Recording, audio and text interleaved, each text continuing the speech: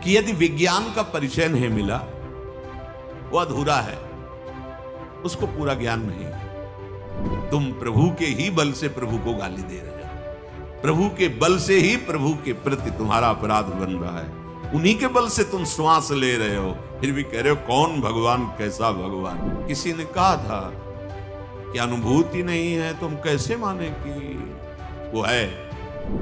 अभी समझ में नहीं आ रहा कोई है भगवान।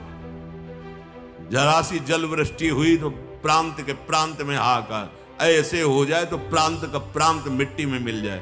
कौन है ये सब, क्या कर रहा है? हमारे कर्म बिगड़ते चले जा रहे हैं, हमें भोगना पड़ेगा। वो कहते हैं इनके काम तो है नहीं, तो कितना बढ़िया प्रमाण दे रहे हैं, काम रहित है।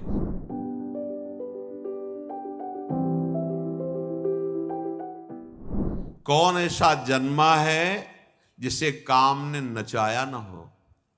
कौन ऐसा है जिसे भोगों की तृष्णा ने बावरा न कर दिया हो? कौन ऐसा है जिसे जवानी का बुखार न चढ़ गया हो? जैसे सन्निपात में आदमी को ज्ञान नहीं होता, ऐसे यौवन का सन्निपात चढ़ता है, कुछ समझ में नहीं आता। क्या धर्म, क्या धर्म। संपूर्ण संसार को अपने अधीन किए हुए माया रखे। जब उसे सत्य मार्ग सुनने को मिलता है, असत आचरण युक्त होता है तो शयन नहीं होता, वो निंदा करने लगता है। धर्म वाक्यों की, शास्त्रों की, भगवान की निंदा करने लगता है। निंदा करना अर्थात वो अंदर से समझ रहा है ये बात सही है, पर उसके गलत आचरण होने के कारण स्वीकृति नहीं हो पाती तो द्वेषात्मक भाव में बदल जाता है। निंदा करने वाला भी जान रहा है ये सत्य है। कैसे कैसी बातें लोग करते, तो लगता है धन्य है प्रभु आपकी माया को, प्रणाम है नाथ। अपने आप को भूल करके अपने आप को गालियां दे रहा है, अपने आप को भूल कर अपने आप को, प्रणाम है महाराज, आप ही समझाओ तो समझ में आएगी, नहीं चाहे शिव और भगवान ब्रह्मा जी आकर समझावे तो मूर्ख हृदय न चेत, चाहे गुरु मिले बिरंच सब। भगवान चतुर्मुख, हमारे तो एक ही मुख है, चतुर्मुख से आके समझावे तो भी उसको समझ में नहीं आएगा, उनको भी साबित कर देगा तुम्हें ज्ञान नहीं है जो हमें ज्ञान है। कल कोई कह रहा था कि यदि विज्ञान का परिचय नहीं मिला वो अधूरा है, उसको पूरा ज्ञान नहीं है। विज्ञान प्रकट कहें, विज्ञान कहते किसे हैं? विज्ञान का मतलब तुम केवल हवाई जहाज उड़ाना समझते हो क्या? अरे जितना भी प्रकट हुआ सब हमारे शास्त्रों से, आप देख लो, आग्नेय अस्त्र उसी को मिसाइल रूप में बनाया गया है। कोई भी चीज ऐसी हो जो शास्त्र में हमारे न, अध्यात्म से ही सब प्रकट हुआ है और सारा अध्यात्म एक में है। वेदों में जितना भी ज्ञान भरा हुआ है, उपनिषद में जितना वेदांत भरा हुआ है, वो सब आउमा ओम प्रणव में भरा हुआ है। एक प्रणव उद्गीत तो चारों वेद और वेदांत का सब सार उदय हो जाएगा।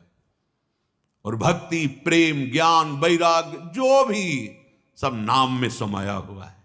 राम कृष्ण हरि जो भी नाम गुरुदेव ने दिया, आप जप के देखो, सारा ज्ञान उसके अंदर बैठा हुआ है।